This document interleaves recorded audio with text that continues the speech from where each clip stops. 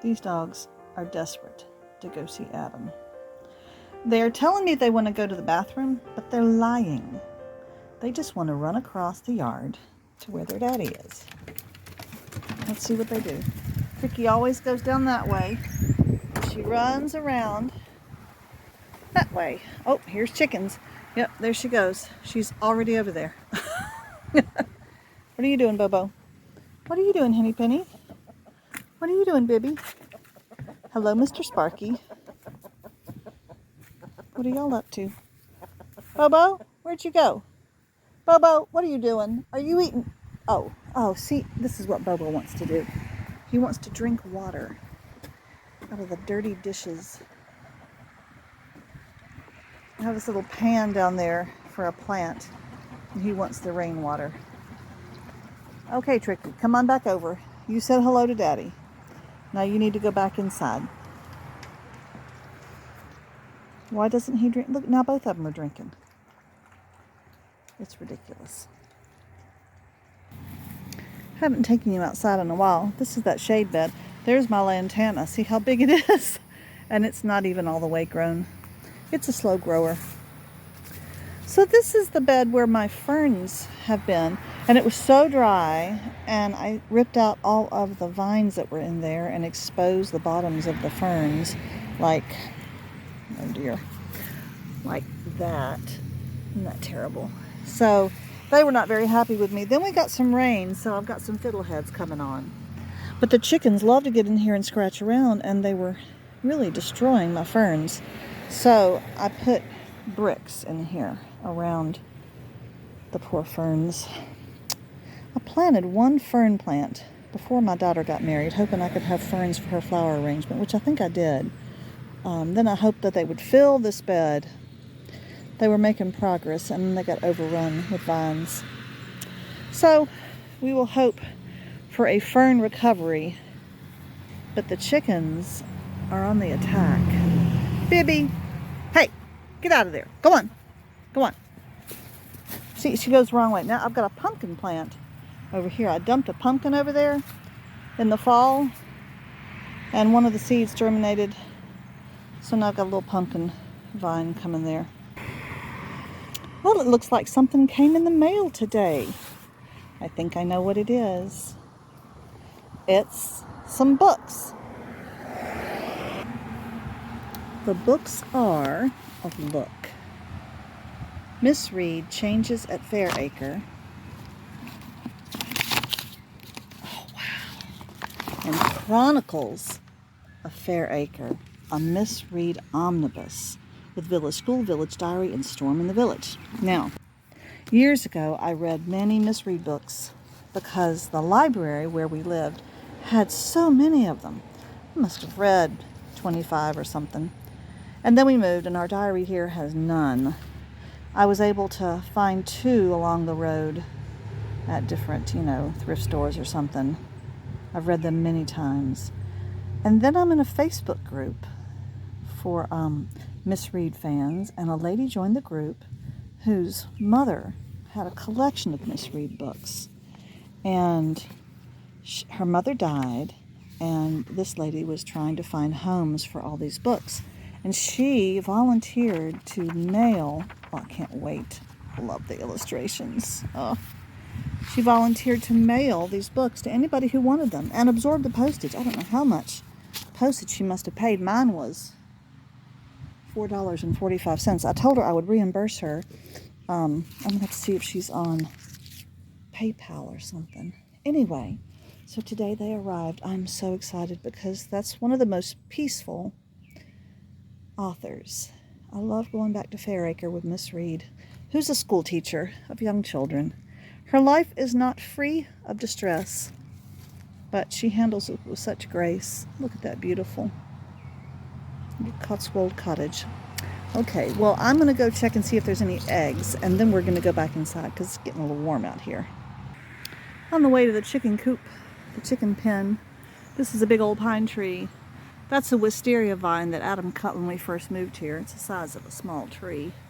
The wisteria vine, however, was not discouraged in this attack and continued to grow. It grows every year. This is all wisteria. And then it sends out these shoots in the ground. You see them all over here.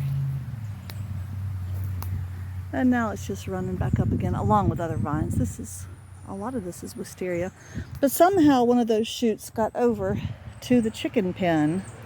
And now, you see on top of my coop, I have all this wisteria growing, and it's fixing to go on top of the garage, which would not be good. Adam's intent on taking down all of this pen, except for the coop. The coop actually it looks horrible, but it's actually rather good. We're going to reduce the size of the pen. Well, let me go get some eggs. Oh, I suppose not. Somebody is still in there. Hello, Sheena. I'll leave you alone. Oh, I could probably sneak that one back there, but I won't. I'll come back later. Don't want to disturb her in her private business. All right. Shh. Let's go out.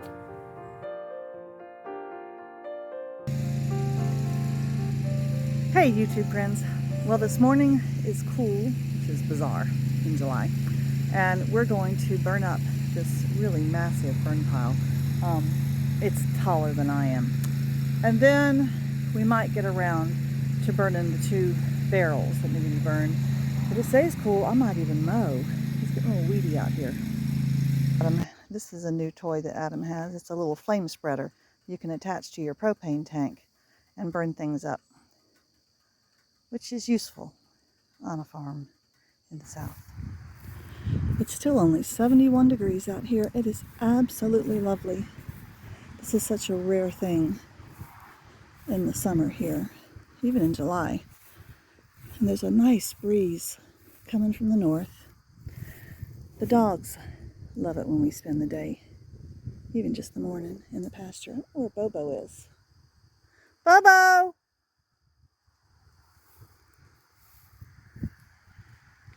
I don't know where he went. He's around somewhere. So let me show you the fire. It finally took. It was hard work. Come on. We're going to get this knocked out today.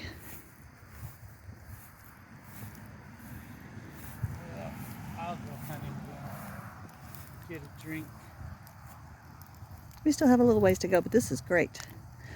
We won't have to do this again for like another year.